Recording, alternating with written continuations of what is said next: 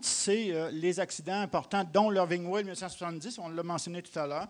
Donc, l'Irving Whale, une barge, encore le fameux Bunker C, encore le fameux produit épais qui était dans une barge chauffée. On ne peut même pas le transporter à température pièce, ce truc-là. Il faut toujours le chauffer pour qu'on puisse le sortir du bateau.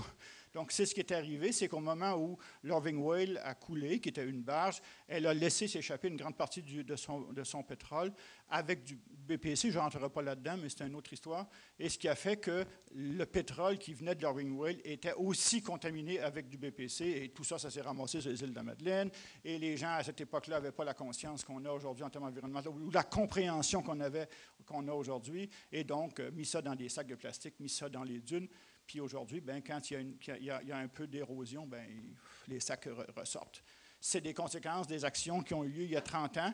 Je pense qu'on ne peut pas accuser les gens de négligence, c'est qu'à cette époque-là, les gens croyaient que c'était une solution, qu'on pouvait faire ce genre de solution-là, puis qu'il n'y aurait pas de conséquences plus graves plus tard. Le Pointe-Lévis, à Matane, 1985, et le Zantoria, 1988, c'est des relativement plus petits accidents qui ont eu lieu. Le Zantoria, c'était à Saint-Romuald. C'est un des gros pétroliers qui va à Saint-Romuald, qui s'est un peu frotté le long du quai, puis qui a laissé, on ne sait pas au juste, les compagnies n'aiment pas rapporter les quantités déversées, mais on sait que c'est à peu près 3000 tonnes ou dans ce bout-là. Multiples petits accidents d'opération pour chaque année. Chaque année, beaucoup de petits accidents d'opération. Ça représente environ 80% de l'ensemble du pétrole de toute nature déversé sur le Saint-Laurent. C'est toutes les petites opérations qui peuvent arriver dans des quais, un incident, un bout de tuyau qui casse pendant 3 minutes. On a juste le temps de fermer le robinet, mais on a quand même perdu quelques centaines de gallons. En mer, parfois aussi, les accidents ou les incidents intentionnels où on a littéralement déversé intentionnellement un peu de pétrole ou pas mal de pétrole à la suite d'un bateau, par exemple, pour nettoyage des cales, des choses comme ça. Il y a tous ces événements-là qui se produisent, dont on n'a pas les valeurs, mais on sait qu'il y a des centaines de petits incidents comme ça, ceux qui sont rapportés en plus. Donc, il y a ceux, on sait, qui ne sont pas rapportés. On a une seule raffinerie transportant du brut sur le Saint-Laurent en utilisant des pétroliers à double coque. On va avancer un petit peu. Je pense que ma diapositive suivante parle des raffineries. Donc, depuis 1993, il y a sur le Saint-Laurent et dans toute l'Est ici, une société qui s'appelle la Société d'intervention marine de l'Est du Canada, CIMEC. C'est la société qui, en principe et en réalité, j'espère, est responsable de s'occuper de nettoyage des sites qui auraient été contaminés par les hydrocarbures. Et c'est une société en commandite avec les différentes compagnies pétrolières et le gouvernement et le ministère de l'Environnement du Canada qui ont cette responsabilité d'avoir du matériel, d'avoir des équipements pour éventuellement faire face à un déversement de pétrole. Je ne rentre pas là-dedans, mais je peux juste vous dire en cours que c'est évident que cette société n'est pas en mesure de faire face à un grand déversement de pétrole. Ils sont capables de faire face à un petit déversement, mais pas un gros. La nature des hydrocarbures, donc gaz naturel liquéfié, on ne prendra pas beaucoup de temps là-dessus.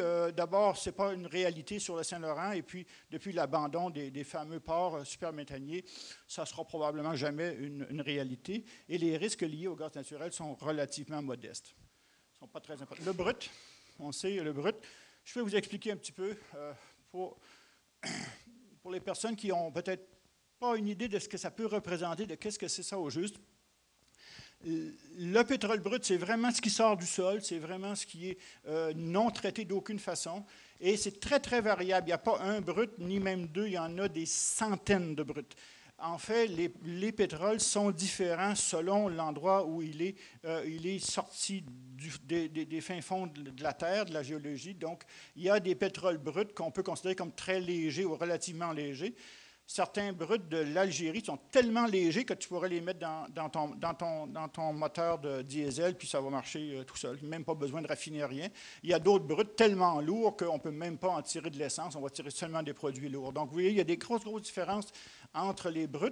Et la différence fait qu'ils n'ont pas le même impact de pollution au moment d'un déversement. Les produits raffinés. Les produits raffinés, en particulier l'essence et le diesel, qui sont transportés ici sur le Saint-Laurent, évidemment, ont des impacts au niveau environnemental, mais quand même relativement moins qu'un brut comme tel parce qu'ils sont relativement faciles à l'évaporation.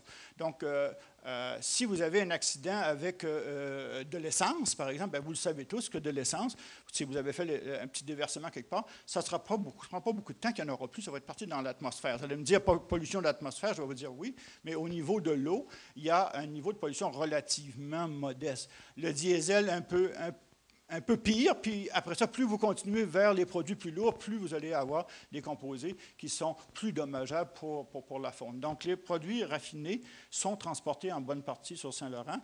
Et enfin, bien, je reviens un peu aux bunkers, puis aux produits plus lourds. C'est tout simplement, ça vient du processus de raffinage. Donc, dans la raffinerie à Ultramar, vous avez vu ces grandes colonnes, là, ces grandes avec même parfois il y a une flamme en haut là, pour les gaz excédents. Donc, ces colonnes de distillation, là, on fait le coupage du produit. Donc, on va sortir les naphtas, les essences, les diesels, les huiles. Puis, à quelque part dans le fond du baril, dans le fond du système de distillation, il va rester un résidu, quelque chose qui ne se distille pas ou peu, où on n'a pas assez, ça coûte très cher en termes d'énergie d'aller plus loin. Donc là, on s'arrête. Et ça, c'est le bunker, et ça, c'est les produits lourds. Parmi ces produits lourds, il y en a qui, c'est le goudron pour mettre sur les toitures. C'est le fameux goudron que vous connaissez pour étancher des surfaces, tout ça. Et il y a aussi le bunker qui est un peu moins épais que le goudron. Et lui, il peut servir encore parce qu'il y a des moteurs qui sont capables de brûler le bunker directement. Les moteurs de bateau, par exemple, il y a des gros moteurs de bateau qui sont capables de brûler le bunker. On le chauffe, puis on met un peu d'essence dedans pour partir le moteur. Puis après ça, quand tout est parti comme il faut, ça marche. Ce sont évidemment des moteurs qui sont relativement polluants, puisque ce bunker-ci là, contient énormément de produits qui brûlent mal. Il y a des soufres, il y a toutes sortes de choses comme ça, qui fait qu'en sorte que c'est vraiment... Le bunker, c'est vraiment le fond du baril. Là. Ça, et en termes environnementaux, c'est le pire qu'on peut imaginer comme conséquence. C'est ce qu'ils trouvent dans les sacs de sable aux îles de Madeleine. Ça peut être du bunker, je ne le sais pas, mais ça peut être du bunker ou autre chose, ou du diesel, là, mais ça pourrait être du bunker mélangé avec autre chose aussi. Il y a des brûleurs industriels qui brûlent du bunker. Oui. Et c'est ce qui se trouve dans les sacs de plastique, avec le DBPC, évidemment, qui sont dedans. Le lieu du déversement, donc je ne vais pas être très long là-dessus. Un déversement en eau douce, ça n'a pas les mêmes conséquences qu'un déversement en eau salée. Ce n'est pas juste à cause des espèces marines ou des espèces d'eau douce, c'est à cause de la réaction du pétrole avec l'eau douce qui va être différente d'avec l'eau salée. Donc, la dissolution des produits va être différente.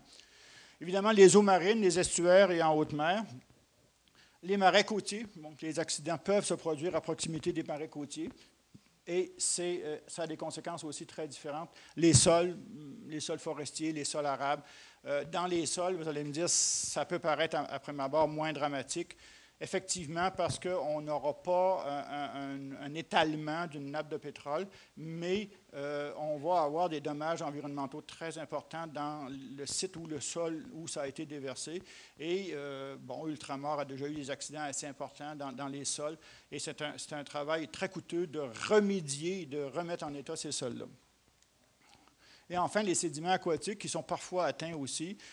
En principe, une nappe de pétrole, c'est en surface et ça ne va pas au fond, sauf si on met des dispersants comme on a fait dans le golfe du Mexique. Là, on les a coulés dans le fond. Donc, non seulement on a fait disparaître en surface, c'est souvent malheureusement le cas, et ça s'est fait pour l'Exxon Valdez aussi, puis d'autres cas, c'est qu'on veut faire disparaître, on veut balayer sous le tapis le plus possible pour qu'on le voit le moins possible. Donc, l'une des façons de le faire, c'est essayer de faire disparaître ça avec un dispersant chimique qui va tout disperser tout ça, puis va tout mélanger tout ça avec l'eau. Sur un plan écologique, c'est clair qu'on fait 10 fois pire. Moi, j'aime mieux l'avoir en surface, la nappe de pétrole, parce qu'on sait ce qu'elle est le plus longtemps possible. Donc, on peut intervenir sur une nappe de pétrole en surface. À partir du moment où elle est dispersée, on ne sait plus ce qu'elle est. Donc, elle va dériver avec les courants, elle va aller n'importe où. Elle va refaire surface parce que les dispersants, c'est actif pour 24 heures, 48 heures, tout au plus. Là, vous avez vu dans le golfe du Mexique tous ces résidus rougeâtres le long des marais. moi, au début, je me dis, comment ça, c'est rouge-orange? Qu'est-ce que c'est ça? Le pétrole, c'est pas rouge.